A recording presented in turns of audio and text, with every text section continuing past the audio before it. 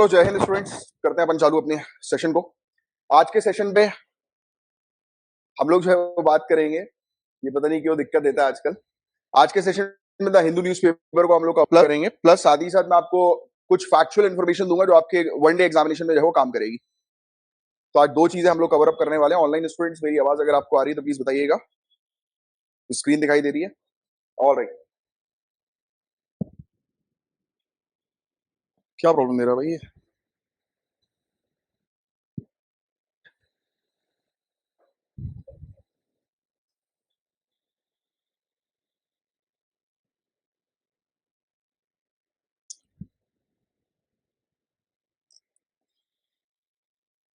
इसके स्टार्ट होने का 2 मिनट अपन वेट कर लेते हैं। हो गया?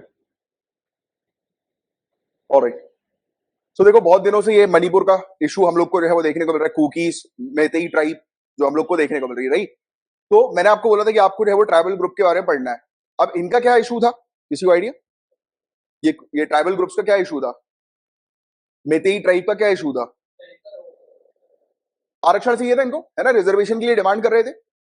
रिजर्वेशन नहीं, मेनली पहले तो शेड्यूल ट्राइब का स्टेटस। रिजर्वेशन तो दूर है, इनको शेड्यूल ट्राइब का स्टेटस चाहिए था, है ना? अनुसूचित जनजाति का स्टेटस चाहिए था। अब मेरा सवाल यह है, और यूपीएससी और स्टेट पीएससी आपसे ये पूछेगी कि कैसे मिलता है स्टेटस, क्या प्रोसीजर होता है उस स्टेटस का, क्योंकि ये बहुत दिनों से न्यूज चल रही है। इस चीज पर आपको फोकस करना है कि शेड्यूल ट्राइब, आपने पढ़ा इसके बारे में हल्का फुल्का, जानने की कोशिश करी। एक चीज याद रखो, प्रिपरेशन के दौरान हमें जानने की कोशिश करना है कि इनका डिमांड जो है इनकी क्या चल रही है, कि भाई इनको शेड्यूल ट्राइब का स्टेटस चाहिए। तो क्वेश्चन क्या पूछा जाएगा? क्वेश्चन ये पूछा जाएगा कि शेड्यूल ट्राइब का स्टेटस मिलता कैसे। तो लिखो procedure, procedure and criteria for inclusion of schedule tribe. सिर्फ इतना लिखो, procedure and criteria, procedure and criteria कि क्या प्रक्रिया होती है अनुसूचित जनजाति के स्टेटस की, कि अगर किसी भी पर्टिकुलर ट्राइबल ग्रुप को एसटी का स्टेटस चाहिए तो उनको क्या करना पड़ेगा। पहला पॉइंट। अब कैसे लिखना है नोट्स मैं आपको बताऊंगा। नोट्स बहुत शॉर्ट होने चाहिए क्योंकि एट द एंड आपको रिवाइज करना है। पहली बार ये तैयारी हुई 1999 में, फर्स्ट फ्रेम्ड इन 1999। तो 1999 लिख लो कि पहली बार ये तैयारी हुई 1999 में। अब होता यह है, हम लोग को देखने को मिलता है कि जिस स्टेट या जिस यूनियन टेरिटरी में वो ट्राइबल ग्रुप है, तो वहां से प्रपोजल शुरू होता है कि मतलब उस स्टेट की गवर्नमेंट प्लस गवर्नर ये क्या करेंगे, प्रोसीजर स्टार्ट करेंगे। तो प्रपोजल स्टार्ट कहां से होगा? उस स्टेट से जहां पर, जैसे अभी मणिपुर है, राइट? मणिपुर का इशू है, तो मणिपुर से जो है वो शेड्यूल ट्राइब का स्टेटस जो है वो, मतलब प्रपोजल शुरू होगा कि हाँ भाई हमें इनका स्टेटस जो है वो इनको दिलवाना है। तो रिस्पेक्टिव स्टेट गवर्नमेंट और यूनियन टेरिटरी से जो है वो प्रपोजल शुरू होगा। पहला पॉइंट। अब ये प्रपोजल भेजा जाता है यूनियन ट्राइबल अफेयर्स मिनिस्ट्री को, क्योंकि शेड्यूल ट्राइब का स्टेटस चाहिए। तो ये किसको भेजेंगे, कौन सी मिनिस्ट्री को? तो आप लिखिए स्टेट यूनियन टेरिटरी, ऐसे एरो बनाइएगा और उसके ऊपर प्रपोजल लिख दीजिएगा। ये प्रपोजल जा रहा है किसके पास? जा रहा है यूनियन ट्राइबल अफेयर्स मिनिस्ट्री के पास। तो हमें शॉर्ट नोट बनाने, यूनियन ट्राइबल अफेयर्स मिनिस्ट्री के पास।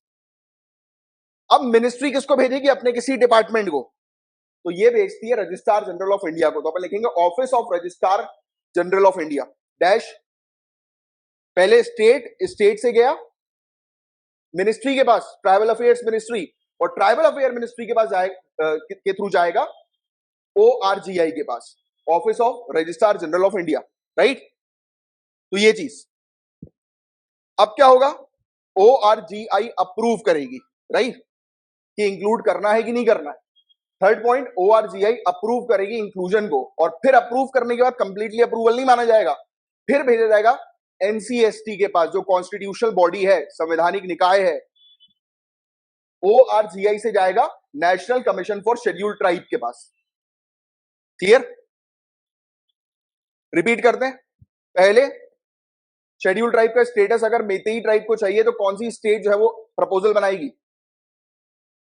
कौन सी स्टेट में अभी इशू? मणिपुर, मणिपुर, मणिपुर का इशू है ना।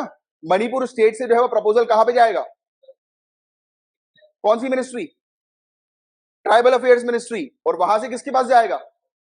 मिनिस्ट्री किसको भेजेगी? ORGI को, office of registrar general of India को। और वो किसको भेजेंगे?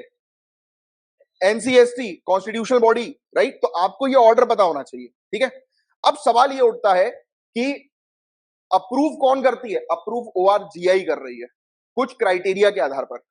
किस क्राइटेरिया के आधार पर? तो आपको ध्यान में रखना है, लोकुर कमिटी, क्वेश्चन यहां से पूछा जाएगा कि आप बताओ शेड्यूल ट्राइब को इंक्लूड करने का क्राइटेरिया किसने बनाया है? लोकुर कमिटी ने। न्यूज में जो भी चीज आ रही है, बट हम लोग को न्यूज के अकॉर्डिंग नहीं पढ़ना है, हमें पढ़ना है इसके अकॉर्डिंग, डेप्थ में जाकर। इस चीज को कहते हैं तैयारी। क्वेश्चन अब अभी आ जाएगा, लोकुर कमेटी किससे रिलेटेड? आप बोलोगे अरे ये तो पढ़ा ही नहीं हमने, ये था ही नहीं। ये था तो प्रोसीजर में था, ये छुपा हुआ था। ऐसी चीजें कवर अप करनी जिससे एग्जाम में सिलेक्शन होगा। लोकुर कमेटी,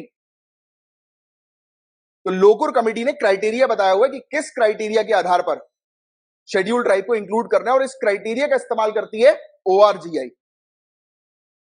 बात समझ में आई यहां तक? नेक्स्ट पे आए। अब इनका क्राइटेरिया क्या है? तो जहां पर क्राइटेरिया लिखा है वहां पर एरो बनाओ, और प्रिमिटिव ट्रेट्स, इसका मतलब ये होता है कि पुराने समय पर जैसे आदिवासी लोग होते हैं ना, कि पुरानी चीजें थी उनकी, ट्रेडिशनल चीजें, पुरानी चीजें, वो जंगल में रहना पसंद कर रहे हैं, कोई टेक्नोलॉजी का उपयोग नहीं कर रहे, कोई डिवाइस का उपयोग नहीं कर रहे। दूसरा, उनका विचित्र कल्चर है, उनके जो कल्चर है वो अलग विचित्र टाइप के, डिस्टिंक्टिव, हम लोग को यूनिक टाइप के जो है वो देखने को मिलते हैं। ज्योग्राफिकल आइसोलेशन है, जंगल में रह रहे, कम्युनिटी के साथ नहीं रह रहे। Third point. Fourth point, shyness, वो कम्युनिटी के साथ मिलते नहीं है, शाय हैं। फिफ्थ पॉइंट, बैकवर्ड, पिछड़े लोग हैं। तो ये 5 चीजें हैं लोकुर कमेटी ने बताई हुई है, जिस 5 चीज के आधार पर ORGI जो है वो डिसाइड करती है कि इस फलाना कमेटी को शेड्यूल ट्राइब घोषित करना है, बनाना है या नहीं बनाना है। और मैं पहुंच रहा हूं, मैं अभी यहाँ क्लास कंप्लीट करके मैं फोन लगा रहा हूँ। वरुण बोला कीबोर्ड बताते हैं थोड़ी देर में, है ना? ओके, ठीक है, आगे बढ़े। यहां तक बात समझ में आई? एक बार रिपीट करते हैं, फिर से रिकॉल करो। पहला, स्टेट गवर्नमेंट किसको भेजेगी? मिनिस्ट्री को। मिनिस्ट्री किसको भेजेगी? अपने डिपार्टमेंट को। कौन सा department? ORGI, office of registrar general of India. वो क्या करेगी?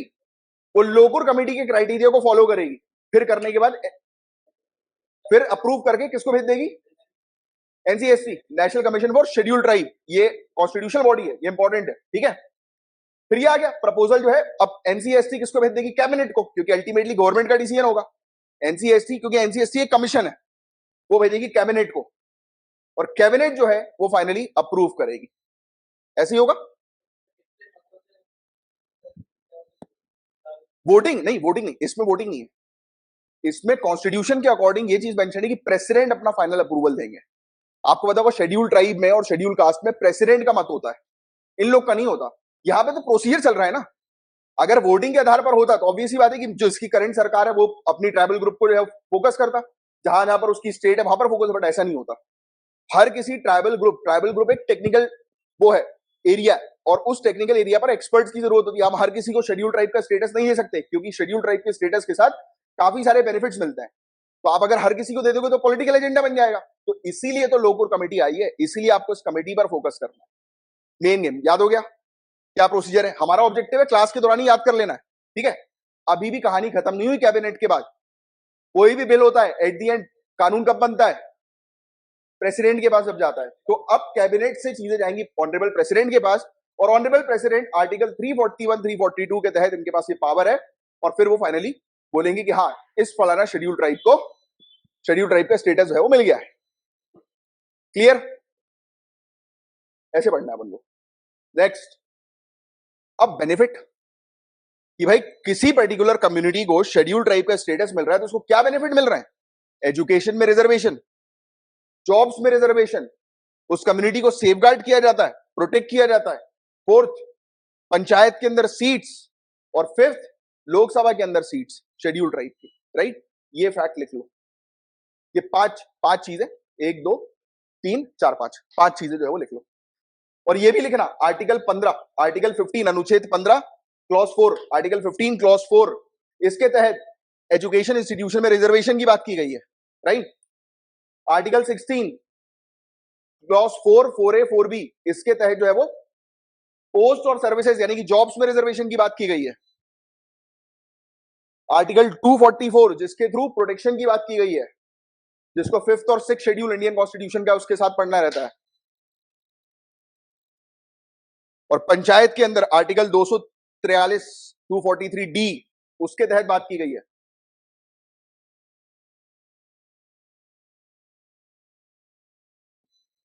और ऐसा नहीं है कि सिर्फ सिविल सर्विसेज में ऐसे क्वेश्चन आएंगे, मतलब ऐसे इस टाइप के क्वेश्चन बहुत कॉमन है जो आपके वनडे एग्जामिनेशन में भी आते हैं, एसएससी वगैरह में पॉलिटी का क्वेश्चन है, आएगा। तैयारी ऐसी करनी कि focus should be very much clear कि हाँ भाई ये चीजें हैं, लिख लिया, आगे बढ़ सकते हैं। और नोट्स अपने हैंड रिटन बनाओ, कोई जरूरत है पीडीएफ वीडीएफ के चक्कर में, नहीं तो आप पीडीएफ मोबाइल के फोल्डर में पड़ी रहती है, कोई पढ़ता पढ़ता नहीं है उसको, फालतू है। क्लियर, बड़े आगे। अब देखो गुजरात के अंदर एक साइक्लोन हिट कर रहा है जिसका नाम है बिपारजॉय, बिपारजॉय। तो ये साइक्लोन का नाम लिख लो, क्वेश्चन ये बनेगा कि ये साइक्लोन जो है वो कहां पर हिट कर रहा है, और साइक्लोन से रिलेटेड पूरी चीजें मैंने आप लोग को पढ़ाई हुई है। ऑनलाइन कुछ नहीं करना है, साइक्लोन डालना, उसके आगे जो है वो मेरा नाम ही लिख देना, बस आ जाएगा, कमलाक्ष झा।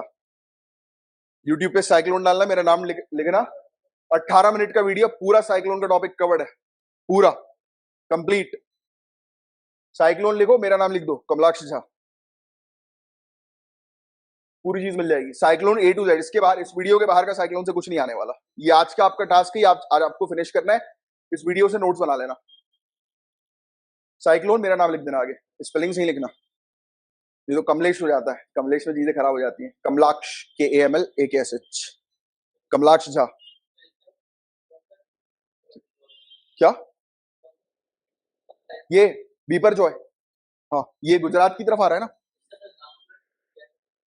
हाँ अलग अलग कंट्रीज है वो नामकरण जो है वो करती है, बिल्कुल सही बोल रहे हो आप। हाँ इसका यार इसमें मेंशन तो नहीं है आज वाली न्यूज में, आएगा तो अपन बात करेंगे। इसका मेंशन नहीं है अभी नाम का, आने वाले समय में जो है वो आ जाएगा। किसने किया? बांग्लादेश ने किया पेपर जो है। नहीं ऐसा नहीं होता, साइक्लोन की नेमिंग जो होती है ना, हर एक कंट्री अपने अपने नाम डाल देती है, जैसे ही नेक्स्ट साइक्लोन आता है और वो नाम के अकॉर्डिंग, कंट्री के नाम के अकॉर्डिंग जो है वो साइक्लोन के नाम चेंज होते हैं, राइट। जैसे कि मेरा नाम के से जो है वो शुरू है, जैसे इंडिया, इंडिया ने एक नाम दिया कि साइक्लोन कहीं पर भी आया हो इंडियन ओशन में, अब इंडियन ओशन बहुत बड़ा है, उसमें काफी सारी कंट्रीज हैं, कहीं पर भी आया हो तो इंडिया का नाम जो है वो मेंशन होगा, भले ही वो वहां पर क्यों ना आ गया हो, इंडोनेशिया के पास, तो भी इंडिया के द्वारा दिए गए साइक्लोन का नाम मेंशन होगा। ऐसा नहीं होता कि कंट्री के पास से या दूर से, पास दूर से कोई मतलब नहीं, राइट। इसमें भी है शायद नेमिंग, नेम्स ऑफ साइक्लोन कैसे होते हैं, इसमें मैंने वीडियो में बताया हुआ है, 18 मिनट का वीडियो, पूरी चीज क्लियर है इस वीडियो के अंदर। हाँ पायल, बांग्लादेश, इनने भी लिख दिया है यहाँ पर, पायल ने भी, कि बांग्लादेश के द्वारा दिया गया, वेरी गुड। ठीक है, अब देखो नेक्स्ट, ये क्या है? मक्खी, मक्खी, मक्खी भिनभिनाती, दिमाग नहीं खराब होता, मक्खी भिनभिना रही। एक बहुत बढ़िया न्यूज आई है, इस न्यूज के अंदर जो है ये बताया गया कि मक्खियों की मदद से जो है वो जेनेटिक टेस्टिंग जो है वो की जा रही है। अब क्वेश्चन आपसे ये पूछा जाएगा, नेक्स्ट पेज पे आते हैं, क्वेश्चन आपसे ये पूछा जाएगा, डिप्टेरा लिख लो, DIPTERA, डिप्टेरा, ये क्या है? DIPTERA, डिप्टेरा क्या चीज है ये पूछा जाएगा, तो आप लिखेंगे ऐसा कोई भी इंसेक्ट जिसके दो पंख होते हैं, the group of insect that have two wings, दो पंख, दो पंख वाले इंसेक्ट को डिप्टेरा कहते हैं। ये प्रीलिम्स में, सिविल सर्विसेज में भी आ सकता है, साइंस एंड टेक्नोलॉजी वाले क्वेश्चंस यहां से जो है वो पूछे जाते हैं। ये एक बेसिकली आर्टिकल था जिसमें कुछ पॉइंट्स मिले थे जो हमने अलग से जो है वो रिकॉर्ड करवाए। डिप्टेरा क्लियर हुआ, ये चीज पूछी जाएगी। अब स्टडी क्या थी, क्या होता है कि ये मक्खियां जो होती है उनकी लाइफ स्पैन मुश्किल से 10 दिन का होता है, 10 दिन की इनकी लाइफ होती है मैक्सिमम, है ना, कि 10 दिन तक ये जीते हैं। उस 10 दिन में ये 100 से ज्यादा एग्स दे देते हैं, क्योंकि इनका रिप्रोडक्शन बहुत तेजी से होता है। अब रिप्रोडक्शन हो रहा है मतलब जेनेटिक म्यूटेशन तेज हो रहा है। भाई आप जेनेटिक म्यूटेशन मतलब कि, अब जैसे आपको पता है कि ह्यूमन की पहले टेल हुआ करती थी, फिर वो टेल खत्म हुई, फिर मॉडर्न ह्यूमन जो है वो बना, राइट। तो ये क्या एवोल्यूशन है, आपने एवोल्यूशन के बारे में पढ़ा साइंस के अंदर। अब मक्खियों का जो जेनेटिक एवोल्यूशन के थ्रू आप ह्यूमन के काफी सारे जेनेटिक एवोल्यूशन को जो है वो समझ सकते हो। तो ये साइंटिस्ट ने ये वाली रिसर्च करी थी, राइट, जेनेटिक म्यूटेशन की। बट हमारे लिए क्या काम की चीज थी? डिप्टेरा एक काम का था, दूसरा हमारे लिए काम का था कि इसमें बेसिकली ये फ्लाइज का, मक्खियों का उपयोग न्यूरॉन को समझने के लिए किया गया था। ये लिख लो, न्यूरॉन आपको पता होगा ब्रेन के सेल्स होते हैं, न्यूरॉन्स। ये ऐसा डायग्राम आपने साइंस वगैरह में जो है वो देखा होगा, नर्व की एंडिंग, जो सेंसेस वगैरह हमारे होते हैं ना, कोई भी टच कर रहा है तो सिग्नल जो है वो जाता है ब्रेन तक, ये न्यूरॉन्स के थ्रू जाता है। लोगों को काफी सारी बीमारियां हो जाती हैं ब्रेन से रिलेटेड, तो उसको फाइंड आउट करने के लिए ये स्टडी जो है वो काम की है, बट पूरी तरह से नहीं, सिर्फ न्यूरॉन तक फोकस कर सकती है। ठीक है, ये न्यूरॉन का स्ट्रक्चर ध्यान में रखना, कभी कभी ये चीज भी जो है वो पूछ ली जाती है साइंस के उसमें टॉपिक्स में।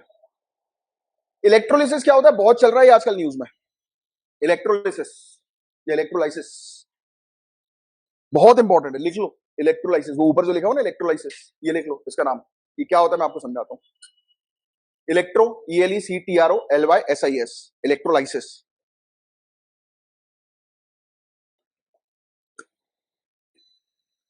आजकल ग्रीन हाइड्रोजन का नाम सुना है किसी ने, या ये सुना होगा कि हाइड्रोजन से भी फ्यूल बनाया जाता है।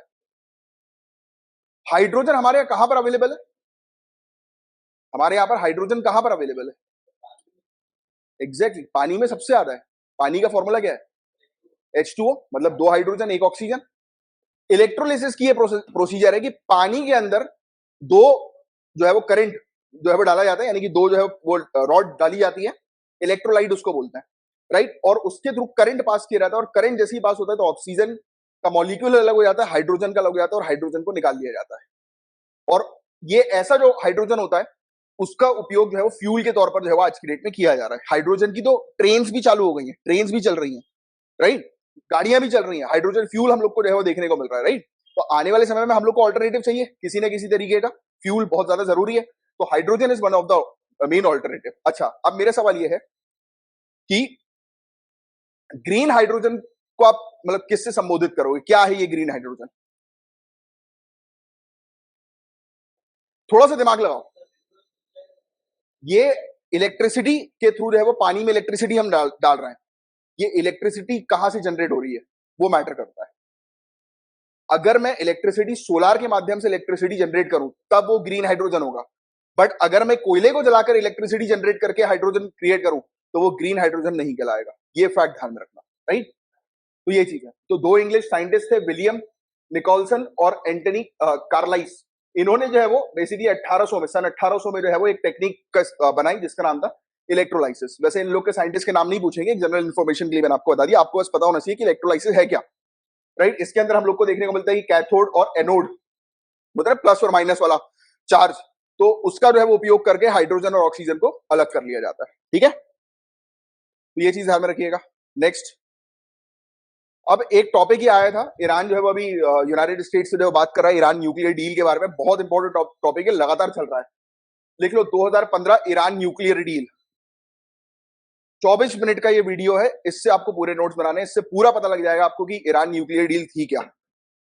इस डील में फंसा दिया था ईरान को, और ईरान को जो है वो कहा था कि ईरान भैया अब आप न्यूक्लियर का इस्तेमाल नहीं करोगे, क्योंकि ईरान न्यूक्लियर वेपन बना रहा था, क्योंकि उसके पास यूरेनियम है, राइट, ईरान के पास उसका रिजर्व है, वो न्यूक्लियर वेपन बनाने की फिराक में था। तो अब जैसे ही इन्होंने क्या किया, सबसे पहले ईरान के ऊपर सैंक्शन लगा दिए, इकोनॉमिक सैंक्शन। मतलब 2015 में ईरान को बोला कि कोई भी कंट्री ईरान के साथ कुछ परचेज नहीं कर सकती है, कोई डील नहीं करेगी। अब किसी कंट्री के पास अगर इकोनॉमिक पावर नहीं है, यानी वो कंट्री अगर कमा नहीं पा रही है, तो वो कंट्री खत्म, game over. It is very simple in life also. भाई देखो आज की डेट में अगर आपके पास पैसा है तो सब इज्जत करते हैं, है ना, तो पैसा जिसके पास होता है इज्जत उसकी होती है। इन रियलिटी ऑल्सो भाई बड़ी बड़ी डेवलप कंट्री है, क्यों उनको जो है इनवाइट किया जाता है यूनाइटेड नेशन में, क्यों, USA why super power, because of money, पैसा। 2040 के बाद चाइना बनने वाली है, इसी चीज को लेकर यूएसए घबराया हुआ है उसके बेल्ट एंड रोड इनिशिएटिव के चक्कर में। बात समझ, ये वीडियो कंप्लीट करना 24 मिनट का है, तो मैंने आपको 1 घंटे का टास्क अभी दे दिया ऑलमोस्ट, कि आपको ये कवर अप करना है। अब बहुत बढ़िया चीज आ रही है, आप टॉपिक लिखे हुए जतन, JATN, जतन। क्वेश्चन आएगा ये जतन है क्या, JATN, ये जतन है क्या। इसके आगे डैश करके लिखो virtual museum, virtual museum builder software. ये एक सॉफ्टवेयर है, वर्चुअल म्यूजियम बिल्डर सॉफ्टवेयर।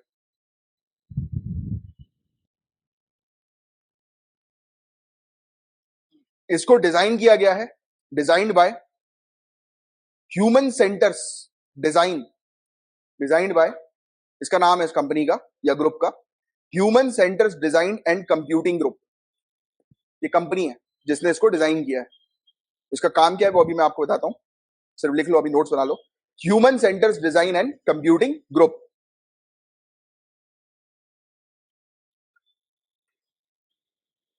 और पुणे में है ये,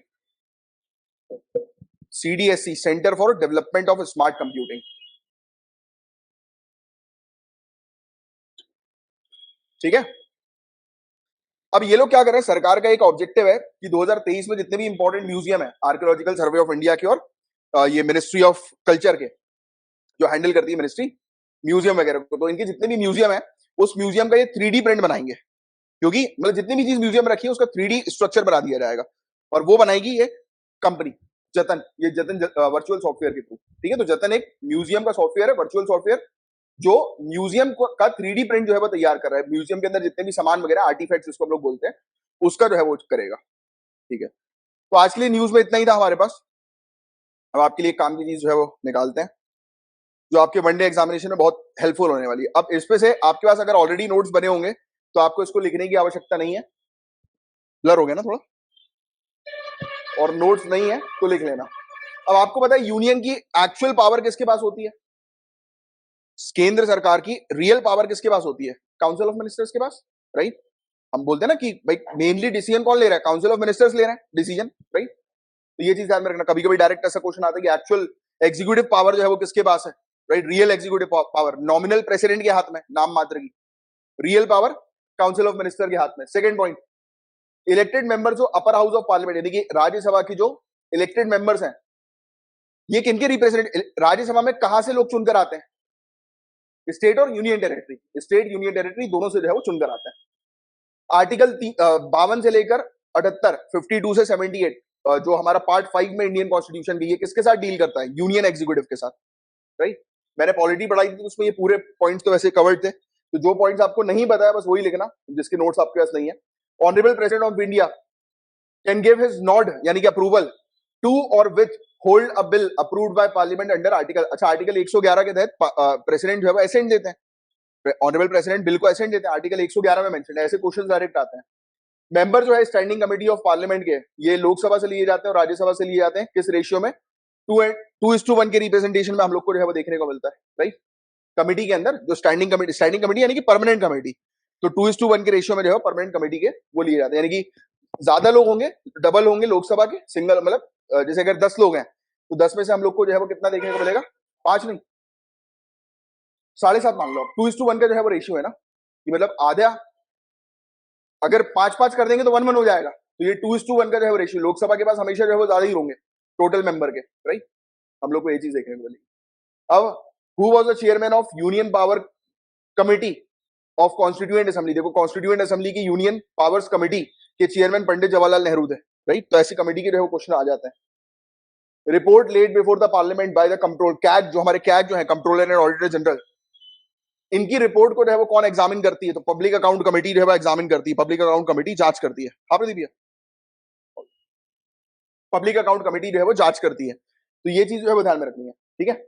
अब देखो ये स्वर्ण सिंह कमेटी डायरेक्ट आएगा, स्वर्ण सिंह कमेटी जो है वो किससे रिलेटेड है, फंडामेंटल ड्यूटी से रिलेटेड, ये क्वेश्चन आ चुका है हर एग्जामिनेशन के अंदर, ये क्वेश्चन आ चुका है स्वर्ण सिंह कमेटी का, ऑलमोस्ट सभी एसएससी में भी आ चुका है, यूपीएससी भी पूछ चुकी है, पीएससी भी पूछ चुकी है। स्वर्ण Singh committee very very important, fundamental duty से रिलेटेड है ये कमेटी।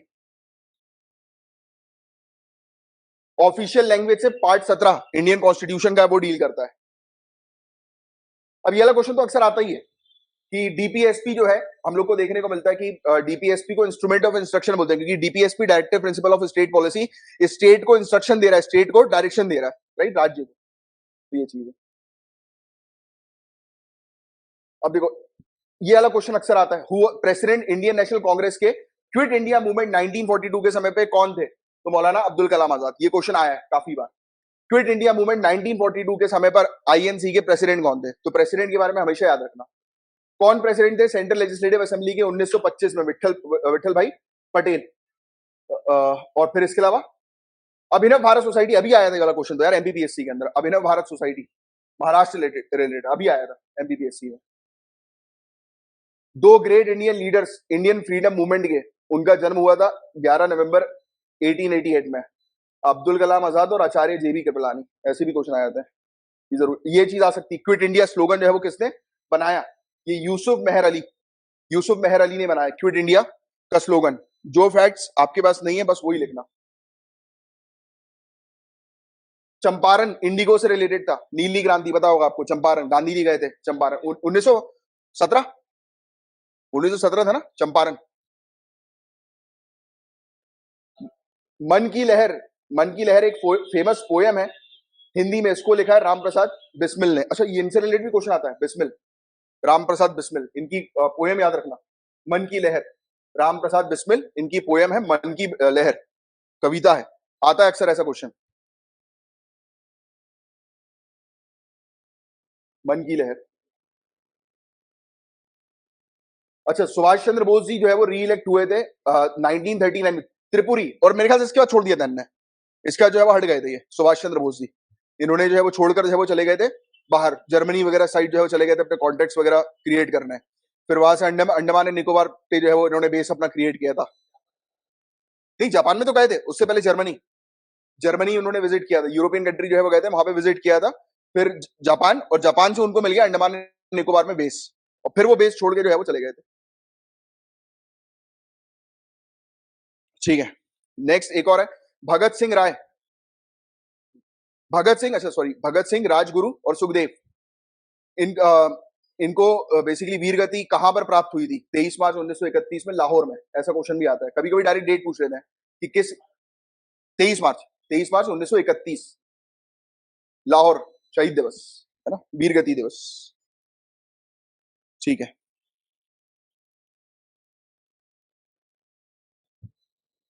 चालू नहीं हो रहा, सिग्नल ही गायब कर दिया उसने, ये बड़ी दिक्कत होती है इसमें।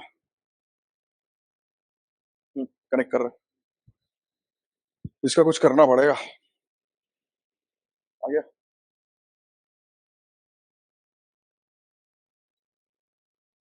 माउस का कर्सर कहाँ है?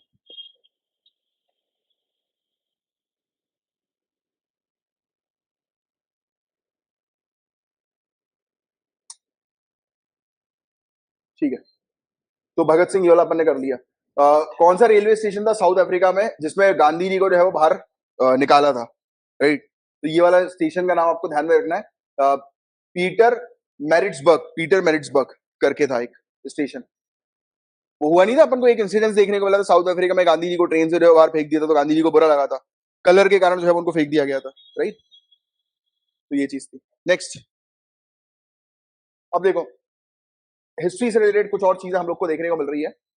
अच्छा, तोलकाप्पियम, तोलकाप्पियर की तोलकाप्पियम किताब जो थी तमिल के अंदर, वो ग्रामर से रिलेटेड थी, ये क्वेश्चन आता है, ये आर्ट एंड कल्चर के अंदर आएगा, ये पीएससी के अंदर आएगा, एसएससी वगैरह नहीं पूछेगी वनडे एग्जामिनेशन, बट पीएससी पूछेगी और यूपीएससी पूछेगी, ये याद रख लेना।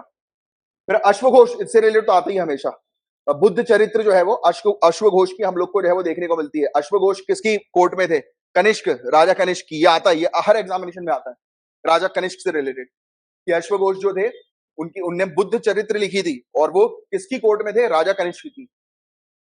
और फिर कौन से राजपूत शासक जो थे जिन्होंने, ये भी आता है, दांडी दुर्ग, अक्सर हिरण्य गर्भ रिचुअल जो है वो किसने किया था? ये अक्सर आता है, हिरण्य गर्भ कल्चर, ये एंशियंट हिस्ट्री के अंदर अक्सर क्वेश्चन आते हैं, बहुत इंपॉर्टेंट क्वेश्चन है। फिर इसके अलावा हम लोग को डोमिंगोस पियस, इसने जो है वो विजिट किया था विजयनगर एम्पायर राजा कृष्ण देव राय के पीरियड में, तो ये जो था वो पोर्चुगीज ट्रैवलर था। तो कभी कभी ऐसे भी आ जाएगा, ये क्वेश्चन आएगा कि मतलब किसके बेसिकली काल में, किसके समय पे या किसकी कोर्ट में जो है वो डोमिंगोस पियास ने जो है वो विजिट किया, तो आपको ध्यान में रखना है इसकी, कृष्ण देव राय, ऐसा क्वेश्चन बनेगा घुमा के। फिर चांद बरदाई, ये राइटर थे पृथ्वीराज रासो के, चंद बरदाई, राइट, और ये कोर्ट पोएट जो थे किसे? पृथ्वीराज चौहान थर्ड के, राइट। पिलग्रिमेज टैक्स जो हम लोग को देखने को मिला, तीर्थ यात्रियों के ऊपर जो टैक्स लगता था, जजिया बोलते थे उसको, है ना, जजिया, अकबर ने 1563 में जो हटवाया था, बिल्कुल सही। ये वाला क्वेश्चन भी अक्सर आता है। किसने नालंदा यूनिवर्सिटी को रिवाइव किया, राइट, और गठन किया विक्रमशिला यूनिवर्सिटी का? धर्मपाल, ये आता है क्वेश्चन और आएगा, क्योंकि अभी एजुकेशन से रिलेटेड बहुत क्वेश्चंस है वो पूछे जा रहे हैं। तो नालंदा यूनिवर्सिटी किसने दोबारा शुरू करी और विक्रमशिला यूनिवर्सिटी किसने गठन करी, इसका नाम याद रखना राजा का, धर्मपाल, राइट। फिर नेक्स्ट, दिल्ली के अंदर मुगल रूलर कौन थे जिस समय पर नादिर शाह ने अटैक किया था? नादिर शाह का अटैक हुआ था 1739, है ना, नादिर शाह ने 1739 में अटैक किया था, उस समय रंगीला था, मोहम्मद शाह रंगीला, मोहम्मद शाह रंगीला 1739, if I am not wrong, Nadir Shah ने उसी समय अटैक किया था जहां तक है। एक बार कंफर्म कर लेना ईयर, मुझे लग रहा है 1739।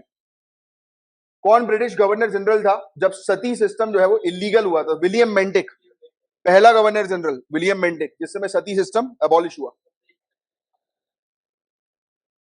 हाँ, लॉर्ड कैनिन। हाँ, उधर था ये उसको बोलते हैं सेक्रेटरी, है ना, सेक्रेटरी। इन लोगों ने मिलके किया था, बिल्कुल सही। राजाराम मोहन रॉय। बिल्कुल सही, राजाराम मोहन रॉय वहां पे गए थे, लंदन जो है वो गए थे इस चीज के लिए बात करने के लिए। Very good. Who was the founder of सत्य शोधक समाज? अक्सर आता है, ज्योतिबा फूले, सत्य शोधक समाज के फाउंडर। ठीक है, अब इकोनॉमिक्स से रिलेटेड न्यूज हम लोग को देखने को मिल रही है। 28वें, अब ये देखो, ये तो डायरेक्ट क्वेश्चन आता है, 28वें controller general of accounts CGA S S Dubey हम लोग को देखने को मिल रहा है। ये वनडे एग्जामिनेशन के क्वेश्चन है इकोनॉमिक्स के। नए chairman central electricity regulatory commission के कौन है? तो जिष्णु बरुआ। और देन हम लोग को क्या देखने को रहा है? इंडिया को जीएसएमए गवर्नमेंट लीडरशिप अवार्ड 2023 जो है वो किस चीज के लिए मिला है? टेलीकॉम सेक्टर के लिए मिला है। कौन सी स्टेट जो है वो पहली बन गई है जिसने right to health, very important, Rajasthan. ये आएगा, ये क्वेश्चन पूछा जाएगा, ये लिख लो। राइट टू हेल्थ बिल किस पर्टिकुलर स्टेट ने पास करवाया? राजस्थान स्टेट ने। ये लिख लेना, ये आएगा ही आएगा, 200% है। इंडिया की रैंक, ये भी लिखो, वर्ल्ड एयर क्वालिटी रिपोर्ट 2022 में इंडिया की रैंक 8वीं है। ये इंपॉर्टेंट चीज है। वर्ल्ड एयर क्वालिटी रिपोर्ट 2022 आएगा, पोल्यूशन से रिलेटेड क्वेश्चन है, पूछे जाएगा। अरे यार ये क्या हो रहा है, बार बार जो है ये, इसका कुछ करना पड़ेगा। सर को बोलता हूं मैं आज। अब ऐसे में बड़ा मूड खराब होता है कि यार ये बार बार डिस्टर्बेंस हो रहा है। ठीक है, अब नेक्स्ट की अगर बात करें, who has been elected as a new president of New Development Bank? तो दिल्मा रोसिफ। इंडियन इकोनॉमी में, अच्छा, Indian economy agriculture primary secondary tertiary किस सेक्टर में आती है? Agriculture, primary sector. बहुत इजी क्वेश्चन, सिंपल सा। Excess demand, demand pull inflation, यानी कि डिमांड के कारण महंगाई बढ़ रही है तो उसको हम बोलते हैं एक्सेस डिमांड। यानी कि एक्सेस डिमांड होती है जब डिमांड बहुत ज्यादा है तो उसको बोलेंगे डिमांड पुल इन्फ्लेशन, यानी कि डिमांड के कारण जो है वो मुद्रा फीसदी हाई हो रही है, बढ़ रही है। Right, I am in class, I am calling you back in like some time. Hello, I am just calling you back in some time, I am in class right now. मुझे एक चीज समझ में नहीं आती, लोगों का जब फोन आप काट रहे हो तो वेट करना चाहिए थोड़ी देर, समझदार वेट करते हैं, कुछ लोग लगे रहते हैं। ये गलती कभी मत करो, कभी किसी को कॉल करो, अगर उसने एक बार काट दिया, वेट फॉर 1 आवर, 1 घंटा वेट करो, फिर भले ही कॉल कर लो या मैसेज ड्रॉप कर लो। फिर अगर कोई बात नहीं कर रहा है तो दैट मींस कि शायद वो बात नहीं करना चाह रहा है, छोड़ो, जाने दो। ऑफिसर्स लोग, यही तो ऑफिसर्स लोग की एक बहुत बढ़िया चीज होती है, जैसे कि मैं गया था, जब आप एक बड़े लेवल के ऑफिसर बनोगे आप कभी किसी छोटे लेवल के ऑफिसर को कॉल नहीं करोगे। मैं डीआईजी के ऑफिस में बैठा था एक दिन, और मुझे कुछ काम था सीएसपी से, हबीबगंज सीएसपी। तो अब मैं उनके पास रिक्वेस्ट लेके गया था, इन्होंने उनके पास नंबर भी था, चाहते तो डायरेक्ट हबीबगंज सीएसपी को कॉल करते, बट उन्होंने कॉल नहीं किया, उन्होंने वायरलेस किया, बोला कि हबीबगंज सीएसपी को बोलिए कॉल करें मेरे मोबाइल पे। बंद, उनका आया कॉल। तो दैट मींस व्हाट, एक प्रोटोकॉल कि इफ अ सबऑर्डिनेट आपका है तो उसको कॉल करना है, आपको नहीं करना। राइट, इट्स जस्ट लाइक कि हर किसी के लिए चेयर से उठना नहीं, आपको, आप अधिकारी हो, चेयर से आपको उठ रहा है सिर्फ उसी के लिए जो आपसे ऊपर है, रिस्पेक्ट काइंड ऑफ, है ना। तो वो चीज, तो आप अगर हाई पोस्ट में हो तो आप प्रोटोकॉल्स भी, और एक वो होता है ना कि हम हाई पोस्ट में, स्ट्रेंथ पावर, तो आप कॉल करेंगे, मतलब स्टाइल से। उन्होंने अपने पहले फोन ऐसे निकाला, फिर फोन रख दिया, फिर वायरलेस किया, सीएसपी हबीबगंज को बोलिए कॉल करें मेरे नंबर पे, बंद, तुरंत 1 मिनट के अंदर। अब भाई डीआईजी का मैसेज जाएगा तो कोई भी 1 मिनट के अंदर जो कुछ कॉल आएगा, तुरंत सब काम छोड़ के, अरे फेंको सब, क्योंकि वहां पे वायरलेस दौड़ा हुआ एक बंदा कि अरे सर डीआईजी साहब को जल्दी कॉल करो। पावर, ये चीज इंपॉर्टेंट है लाइफ में, पावर। दो ही चीज इंपॉर्टेंट है, एक पावर, दूसरा पैसा। अब देखो, पेमेंट जो होता है फॉरेन ट्रेड का, बैलेंस ऑफ पेमेंट से रिलेटेड, ये पढ़ा होगा आपने। हमारे पास 1980 में बैलेंस ऑफ पेमेंट का क्राइसिस आ गया था, फिर इसलिए हमने 1980s के पीरियड में आया था एंड में, फिर 1991 में हम एलपीजी लेकर आए थे, लिबरलाइजेशन, प्राइवेटाइजेशन, ग्लोबलाइजेशन, इसी के कारण लेके आए थे। फिर जीडीपी और जीएनपी में क्या डिफरेंस है? तो ये कंजम्पशन ऑफ फिक्स कैपिटल का जो है वो डिफरेंस हम लोग को देखने को मिलता है। आगे बात करते हैं ज्योग्राफी। तिब्बत, तिब्बत प्लेटू जो है वो किसका एग्जांपल है? मीडियन मास का, मीडियन मास का। अभी ज्योग्राफी का इसको लिख लो मीडियन मास, इसको रहो पढ़ना, इसके बारे में थोड़ा सा। मीडियन मास का एग्जांपल है ये, ठीक है। कौन सा टाइप है क्लाउड, क्लाउड से रिलेटेड बहुत इंपॉर्टेंट चीजें हैं, क्लाउड से रिलेटेड क्वेश्चन आता है। निम्बस क्लाउड कौन सा होता है, सिरस क्लाउड कौन सा होता है, राइट। सिरस निम्बस करके भी एक, निम्बस निम्बस करके भी एक क्लाउड आता है, बड़े बड़े क्लाउड जो होते हैं, राइट। तो ये सिरस क्लाउड हम लोग को देखने को मिलता है। तो ये हॉर्स टेल क्लाउड का जो है एग्जाम्पल, या हॉर्स टेल क्लाउड जो है उसको बोलता है, ठीक है। अब देखो ये क्वेश्चन आ सकता है, काउकस माउंटेन जो है, तो हाईएस्ट पीक उसकी माउंट एल्ब्रस हम लोग को जो है वो देखने को मिलती है। और अर्थक्वेक वेव, अच्छा एपी सेंटर तो आपको बताओ ना, एपी सेंटर किसको कहते हैं, जहां से अर्थक्वेक की रेज जो है वो रिलीज हो रही है, राइट, पक्का। एपी सेंटर फ्लो उस पे होता है, ग्राउंड पे होता है या नीचे होता है, नीचे फोकस होता है। जहां से अर्थक्वेक निकल रहा है वहां फोकस है, उसके जस्ट ऊपर परपेंडिकुलर एपी सेंटर होता है, ये याद रखना। नीचे वाला एरिया जहां पर एक्चुअल अर्थक्वेक आया है, that area is called focus, कि जहां पर नीचे धरती के नीचे आया, उसके जस्ट परपेंडिकुलर ऊपर वाला एरिया एपी सेंटर कहलाता है। इसलिए ऑफिशियल्स बोलते हैं एपी सेंटर क्या था इसका। आपने न्यूज में भी देखा होगा कि इस फलाना अर्थक्वेक का एपी सेंटर क्या है, तो हमें उसके अकॉर्डिंग पता लगता है। जैसे आप जब ऑफिसर बनोगे तो आप मतलब कहीं पर अर्थक्वेक आया होगा तो पहली इंफॉर्मेशन होती है ये अर्थक्वेक का एपी सेंटर है, तो एपी सेंटर जहां पर मतलब वहां पर तबाही ज्यादा। नेक्स्ट, लिथोस्फीयर की मैक्सिमम डेप्थ, डेप्थ यानी कि गहराई लिथोस्फीयर की, यानी कि जो हम लोग को मतलब देखने को मिलता है ना, आपने पढ़ा होगा ज्योग्राफी के अंदर, लिथोस्फीयर, एस्थीनोस्फीयर उसके नीचे वाली स्फीयर होती है, राइट। फिर वो मेंटल क्रस्ट जो हम लोग को देखने को मिलता है ना, वो वाली चीज है। तो लिथोस्फीयर जो होता है ये वाला जमीन, ग्राउंड वाला एरिया, इसकी मैक्सिमम डेप्थ जो है वो हम लोग को पैसिफिक ओशियन के अंदर देखने को मिलती है, ठीक है। एक रेन शेडो एरिया का एग्जांपल है ये, सदर्न प्लेटू हम लोग को जो है वो वेस्टर्न घाट के ईस्ट में देखने को मिलता है, रेन शेडो एरिया जिसे बोलते हैं। अरावली और नीलगिरी माउंटेन जो है वो रेसिडुअल माउंटेन जो है वो कहलाते हैं। तो ये सब अलग अलग इनके टर्म्स है। गुजरात से गोवा पर जो इंडियन कोस्टल एरिया यानी कि समुद्री तट वाला जो एरिया हमें देखने को मिलता है उसको कोंकण कोस्टल एरिया कहते हैं। आ सकता है question, Konkan coastal area, Konkan area कहां वाला है, गुजरात से, ये वाला ये लिख लेना, गुजरात से गोवा, गुजरात टू गोवा जाते हैं तो वो कोंकण वाला एरिया। अभी कभी क्वेश्चन आ जाती कि बताओ कोंकण वाला क्षेत्र कौन सा है, तो गुजरात से गोवा याद रखना, ठीक है। अब नेक्स्ट में आ जाओ, थंडरस्टॉर्म किसको कहते हैं, बिजली कड़कने को जो है वो कहते हैं। तो लाइंस जॉइनिंग द प्लेसेस, अब जो लाइन जहां पर थंडरस्टॉर्म हो रहा है यानी कि जहां पर बिजली जो है वो कड़क रही है, उसको आइसोबॉन्स, आइसोबॉन्स जो है उसको कहते हैं, यानी कि सेम टाइम पर कहां पर एक साथ बिजली जो है वो गिरी है, तो उसको बोलते हैं आइसोबॉन्ड्स। ये ज्योग्राफिकल टर्म बहुत अच्छे हैं।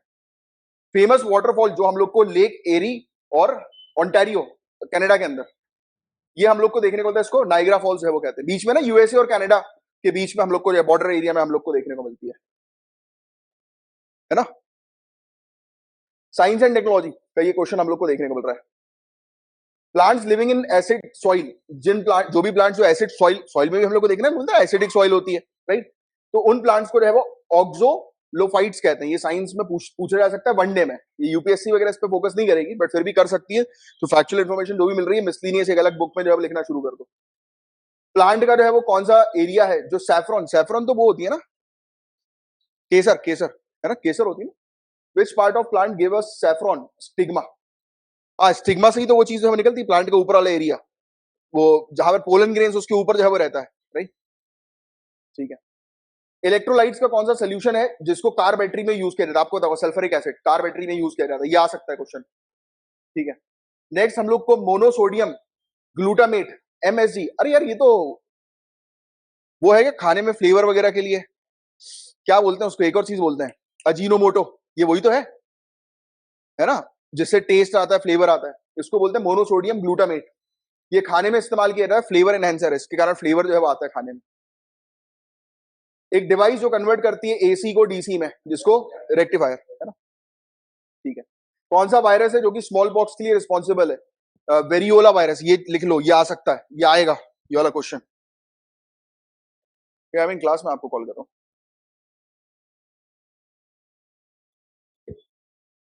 ठीक है। Variola virus, berry berry berry berry एक डिजीज है, क्वेश्चन आता है B1, विटामिन B1 की डेफिशिएंसी, ये बहुत बार आया क्वेश्चन, बेरी बेरी, ये किसकी कमी के कारण होती है, विटामिन B1 की कमी के कारण होती है बेरी बेरी।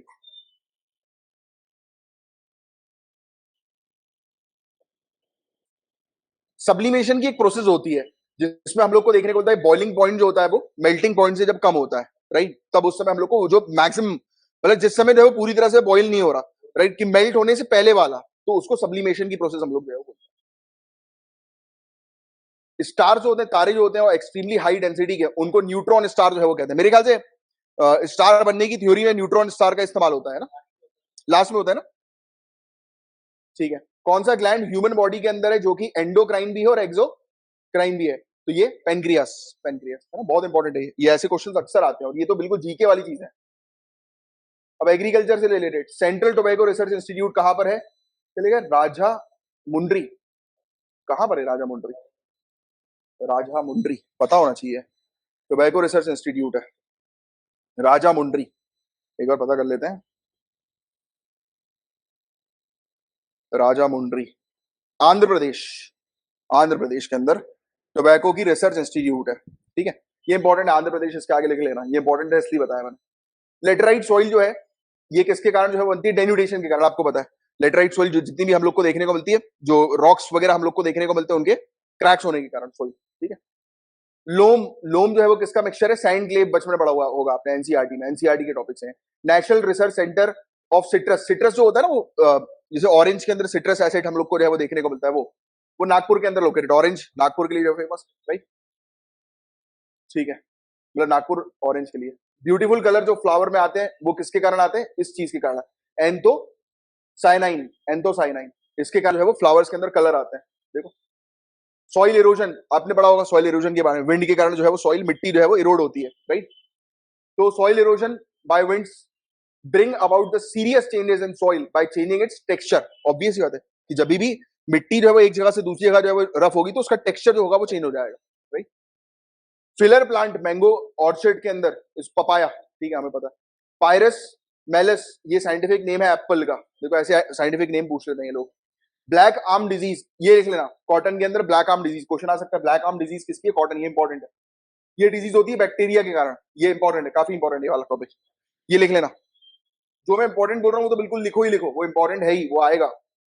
एफएओ, एफएओ जो है वो establish Food and Agriculture Organisation, ये एस्टैब्लिश हुई थी 1945 में, ठीक है। अब देखो, अब ये लिख लो, ये इंपॉर्टेंट है। वर्ल्ड वाइल्ड लाइफ डे 2023 की थीम जो है वो क्या है? Partnerships for wildlife conservation, ये लिख लेना। और इंटरनेशनल लेवल का ये तो हिंदी मीडियम में वाले भी स्टूडेंट इंग्लिश में ही लिखेंगे, partnerships for wildlife conservation, ये वर्ल्ड वाइल्ड लाइफ डे 2023 की थीम है। कहां पर United Nation World Water Conference 2023 organise की गई? न्यूयॉर्क के अंदर। वैसे ये शायद पूछे, उतना इंपॉर्टेंट नहीं है। हेमिस नेशनल पार्क, ये इंपॉर्टेंट है, लद्दाख के अंदर है हेमिस नेशनल पार्क। कभी कभी डायरेक्ट क्वेश्चन आता है ये फलाना नेशनल पार्क कहां पर है, तो हेमिस नेशनल पार्क लद्दाख में। ये भी आ सकता है फोंगपुई नेशनल पार्क जो है, इसको जो है वो ब्लू माउंटेन पार्क भी कहते हैं, मिजोरम के अंदर है, ये भी आ सकता है। Phawngpui national park, blue mountain park, right, Mizoram, ठीक है। सिम्बायोसिस के बारे में आपको जो पता होगा, एक प्रोसीजर होती है कि तुम भी हमें दो हम भी तुम्हें देंगे, यानी कि दोनों एक दूसरे से जुड़े हुए होते हैं, राइट, पढ़ा होगा शायद आपने। जैसे अर्थवॉर्म है, अर्थवॉर्म का काम क्या होता है? सॉइल के अंदर नाइट्रोजन फिक्सेशन करना, तो सिम्बायोसिस प्रोसेस हम लोग बोलते हैं ना, बचपन से पढ़ते आ रहे हैं। लो नेट कम्युनिटी प्रोडक्शन, इसको मैच्योर, अच्छा, जब कोई भी एक इकोसिस्टम होता है, जब आप इकोलॉजी के अंदर एनवायरमेंट के अंदर पढ़ते हो एक इकोसिस्टम, जब वो अपनी मैच्योरिटी स्टेज पे आ जाता है तो उसको मैच्योर इकोसिस्टम जो है बोलते हैं। मतलब वहां पर प्रोडक्शन कम होगा क्योंकि वो अपनी मैच्योरिटी स्टेज पे है। ओजोन लेयर कहां पर है? स्ट्रेटोस्फीयर में, पता ही होगा आपको, है ना। India observes national pollution prevention day in December 2 दिसंबर को नेशनल पोल्यूशन प्रिवेंशन डे होता है। नेशनल पोल्यूशन प्रिवेंशन डे जो है वो ऑब्जर्व किया जाता है इंडिया के अंदर भोपाल गैस 2 और 3 दिसंबर की रात 1984। कौन सी गैस? मिथाइल आइसोसाइनेट, MIC, ठीक है। और कोल्ड डेजर्ट बायोस्फीयर रिजर्व जो है वो हिमाचल प्रदेश में है। कोल्ड डेजर्ट वैसे लद्दाख का भी है, ठीक है। लास्ट है बस, ये 2-3 और देख लो, कम्युनिकेशन से रिलेटेड है। अब study of touching behaviour in non verbal communication, अच्छा कई बार होता है ना कि लोग टच कर करके जो है बताते हैं कि अरे आ जाओ, तो ये वाली जो बिहेवियर होता है कम्युनिकेशन का उसको बोलते हैं हैप्टिक्स। ये बेसिकली स्टेट PSC भी पूछ लेती है और उसमें भी SSC में भी पूछा जाता है हैप्टिक्स, कि कम्युनिकेशन से रिलेटेड क्वेश्चन आते हैं। मॉरल कोड्स, ये मेजर कंपोनेंट है नॉन वर्बल कम्युनिकेशन के, मॉरल कोड्स। कई बार होता है ना नॉन वर्बल, वर्बल मतलब अपन बातचीत जो है वो कर रहे हैं, नॉन वर्बल नहीं, मॉरल, यानी कि for example sometimes it happen कि हम जैसे अपोजिट जेंडर, जैसे अगर लेडी की बात करें तो उनसे आके अपन जैसे मेल के साथ अपन हाथ मिला सकते हैं, अब लेडी के साथ कंफर्टेबल है कि नहीं, we have to observe, so we do like namaste. ये है मॉरल, है ना। Then when codes govern science and when assembled together they become text. अच्छा ऑब्वियस बात है, टेक्स्ट जो है बोलते हैं ना, बट जितने भी कोड्स होते हैं उसको असेंबल कर ले, टेक्स्ट बन गया। Which method ensure the maximum participation of students during teaching? Demonstration method. अब ये अपन जो मेथड कर रहे हैं डेमोन्स्ट्रेशन, पढ़ाते समय जो डेमोन्स्ट्रेशन वाला जो मेथड होता है कि भाई मैं आपको दिखा भी रहा हूँ, समझा भी रहा हूँ, हर एक चीज एक्सप्रेशन कर रहा हूँ, तो उस पूरी चीज को डेमोन्स्ट्रेशन मेथड जो है वो कहता है, राइट। चलो आज के लिए इतना ही रखते हैं। आज क्लास थोड़ी सी बड़ी होगी, अब धीरे धीरे करके बड़ी होगी क्लास, क्योंकि हम मैक्सिमम चीजें कवर करवाएंगे। चलो जय हिंद, साइन ऑफ करता हूँ, मिलते हैं नेक्स्ट क्लास में, तब तक की bye bye, take care, have a great day ahead, Tata.